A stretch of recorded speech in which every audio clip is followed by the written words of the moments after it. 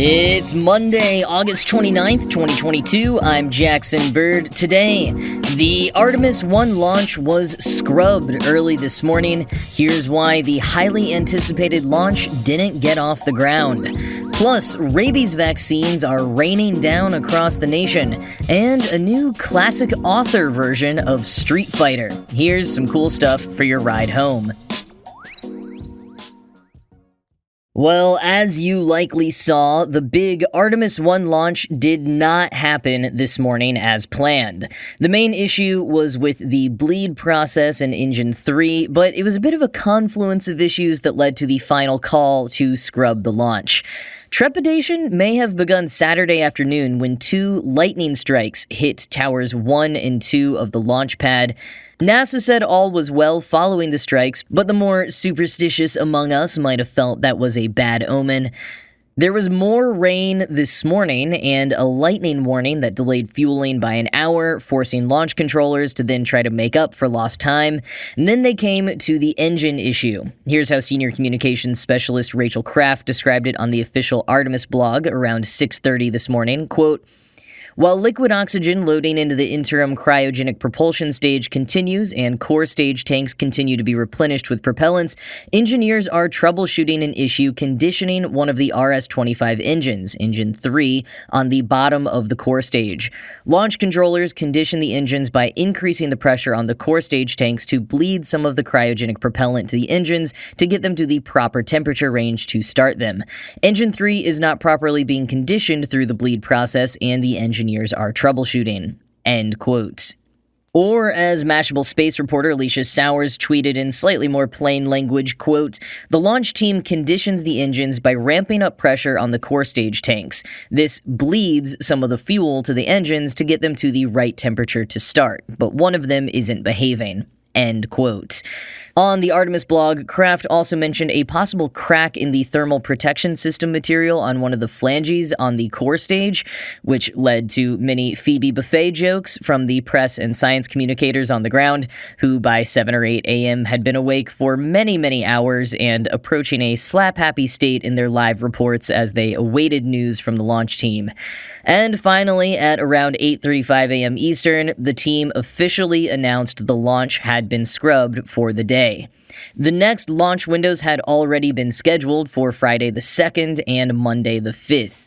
Now, the engine conditioning issue was something that NASA knew was a risk because this was the first time that they were demonstrating it, not having been able to test it during the last wet dress rehearsal. And even without these couple of problems that the team decided would be safer to take more time to assess, the weather was still not cooperating. Speaking to press during an update this afternoon, mission manager Mike Serafin said that precipitation would have prohibited launching at the start of the launch window this morning, and lightning would have prohibited it towards the end of the launch window. So there were just a myriad of reasons why today's launch didn't happen. Serafin says the teams will be taking some time to rest today and then will further assess the issues tomorrow. After getting a chance to fully diagnose the problems and come up with the plan, NASA will be able to decide on their next launch attempt date. For now, they have not announced whether it will be Friday, Monday, or much later. After Monday, the next launch window, based on lunar stages as well as operational constraints, would not be until October. And Serafin said we were getting ahead of ourselves when asked if the rocket will need to be rolled back to the vehicle assembly building, an extraordinary effort that would take upwards of 8 hours and a ton of money and further delay operations possibly by weeks. For now, he says they will try to resolve operationally on the launch pad, and if they can do that within 48 hours or so, we could be go for launch on Friday. NASA is not making any promises one way or another, but until the teams have a chance to further assess tomorrow, Friday is still in play, Serafin said. No doubt many questions remain, but for now, we just wait. NASA will hold another press conference tomorrow evening where we will hopefully find out much more.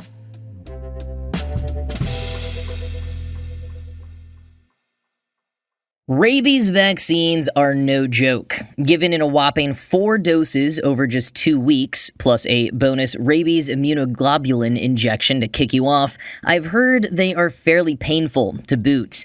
A friend of mine opted for the Johnson & Johnson COVID-19 vaccine back during the initial rollout, thinking that he'd get the one shot and be done with it. And then a few days later, he got bit by a dog and had to go in for the 5 rabies shots. Rotten luck. Rabies vaccines aren't just given after exposure from a bite, though. They can also be given before exposure if you live in an area or work a job in which you are at high risk. That regimen is a little better, 3 doses over a month's period. Rabies vaccines also aren't just for humans. Many local jurisdictions require pets, especially dogs, to be vaccinated, and vaccination campaigns for wildlife have been running in various forms since at least the 1970s. These typically consist of leaving out some kind of oral vaccine in a bait for wildlife to happen across. The latest one in the US is a pellet-shaped oral vaccine being dropped by the millions from planes and helicopters across 13 states. Quoting the Associated Press, raccoon rabies campaigns started in August in parts of northern Maine, western Pennsylvania, West Virginia, and southwestern Virginia. The 348,000 Raboral VRG baits in Maine and 535,000 in the 3 other states are being dropped from planes in rural areas and from vehicles in urban and suburban areas. In all, about 3.75 million packets coated with a fish meal attractant or encased in a 1-inch fish meal cube will be distributed in 9 states, ending when 1.1 million are dropped in Alabama in October. The vaccine has been found safe for more than 60 kinds of animals, including domestic dogs and cats. Eating a large number of vaccine packets might give dogs an upset stomach, but wouldn't cause any permanent problem, the Animal and Plant Health Inspection Service says, end quote. The pellets come in a number of forms, but one version being spread around Twitter looks quite a bit like a ravioli, leading one Twitter user to dub them rabioli. Oh no, don't eat the raviolis if you see them, folks. The main goal of the campaign is to prevent raccoons from spreading the virus to states where it has yet to be found or is not yet widespread. The AP describes raccoons as the main rabies reservoir in 18 eastern coast states, with skunks making up 21 more states. Bats, however, are also a huge vector of the virus, and they are harder to vaccinate by dropping pellet baits because they mostly eat insects and fruit or drink nectar. And for that reason, some scientists are working on a fine mist or gel that could be applied during hibernation. No raviolis for them.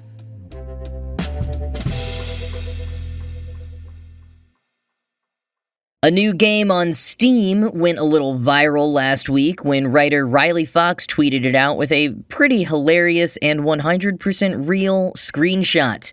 It's called Write and Fight, and it's basically a Street Fighter parody using classic male writers as the fighters. You can make Ernest Hemingway duke it out with Leo Tolstoy, William Shakespeare, James Joyce, Mark Twain, and more. It's pretty funny, and I do hold out hope for its future, but as it stands, there are currently 3 major problems. First, why is this game not called Street Writer? It was right there. This seems to be a common reaction to the game. Write and Fight is a fine name, but come on, Street Writer. Anyways, the 2 real problems. First, it's apparently very buggy. As of recording, it has a mostly negative rating from reviews on Steam. And to their credit, the developers are being very responsive to reviewers and say that they are working on a patch. CBR says the game was originally supposed to launch in fall of 2021, so it's apparently been plagued with a lot of issues from the start. Quoting from CBR, the game also launched in a completely broken state. A problem the game's developer states was caused by the game being incorrectly packaged when it was uploaded to Steam rather than an issue with the actual code. This poor packaging caused severe and game-breaking bugs, often crashing the game outright before players had gotten a chance to even start up a fight. End quote. The second major problem is that right now the entire roster is men, mostly all white men, which is disappointing enough for a game about classic authors, but especially when the game description describes the lineup as the greatest writers of all time. I guess Jane Austen, Mary Shelley, and Phyllis Wheatley just aren't cut out for street fighting. Quoting the Mary Sue, "The game consists entirely of male writers, almost all of whom are white.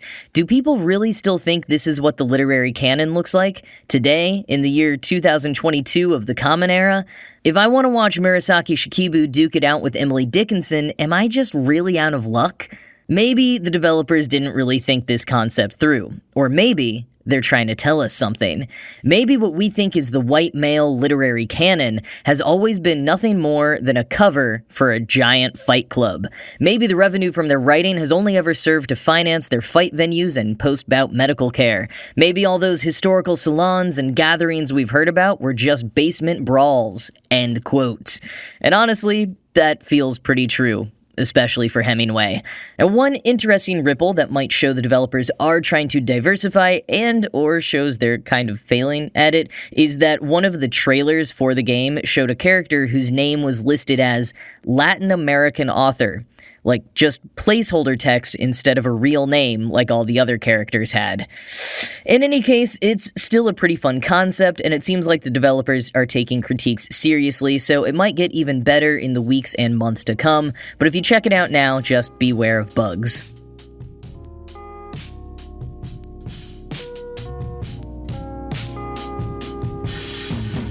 This Saturday, September 3rd, is National Cinema Day, and to celebrate, the Cinema Foundation is offering $3 movie tickets for any movie at all showtimes that day and in any formats. So if you've been waiting to see one of the summer's blockbusters, or maybe you're interested in that Spider-Man Far From Home More Fun Stuff re-release, but not interested enough to pay upwards of $15 for it, this Saturday is your chance. You could even see it in IMAX for just $3. I double-checked across major theater chains in a few different markets, and you really can see just about any movie for $3 on Saturday. Some theaters have more offerings than others, but that seems to be reflective of current lineups, not what qualifies for the deal. According to Collider, it's up to the distributors, A24, Sony, Disney, Lionsgate, etc., whether their movie is participating, not up to the individual cinemas, and most of the major distributors have signed on. Collider also speculates this is a strategic move to boost ticket sales after a disappointing weekend gross last week, just $54 million across all movies. In any case, pretty cool deal to take advantage of if you're comfortable going to movie theaters, especially knowing that this deal combined with the holiday weekend will likely lead to some pretty packed theaters. But if you do go, check your local theater's social media accounts before you go. AMC Theaters, for example, is offering a $5 popcorn and soda combo on top of the $3 tickets. That's a savings of about $26 to $33 here in New York, depending if you go for IMAX or not. So, dang.